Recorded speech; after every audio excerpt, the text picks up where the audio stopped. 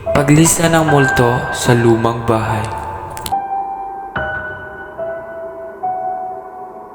Sa isang lumang bahay sa kanto ng Espanya, nakatago ang isang lihim na nagdadala ng takot sa bawat puso ng nakakarinig.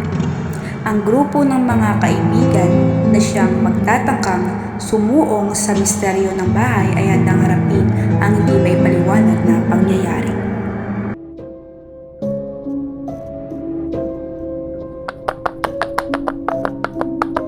Ano to? Bakit may naririnig akong kakaibang tunog? Alam ko ang kwento ng bahay na ito. Sabi-sabi, may multo raw na naghahanap ng kapayapaan. Sa pagsilip sa mga lihim ng bahay, natuklasan ng grupo ang kwento ng pagkamatay ng dating may-ari. Iniwan siya ng kanyang mahal sa buhay, kaya't hindi mapatahimik ang kanyang kaluluwa.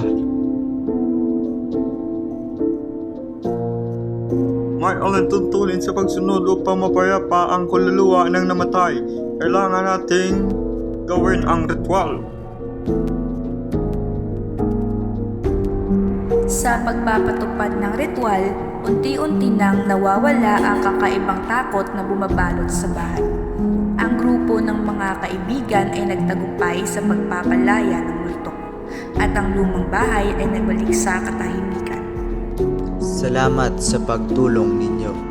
Ngayon, muling mapayapa ang bahay na ito.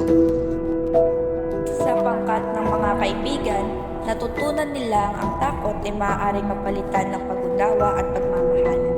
At sa paglisan ng multo, iniwan ang kwento ng pag-asa at kapayapaan sa lumang bahay sa kanto ng Espanya.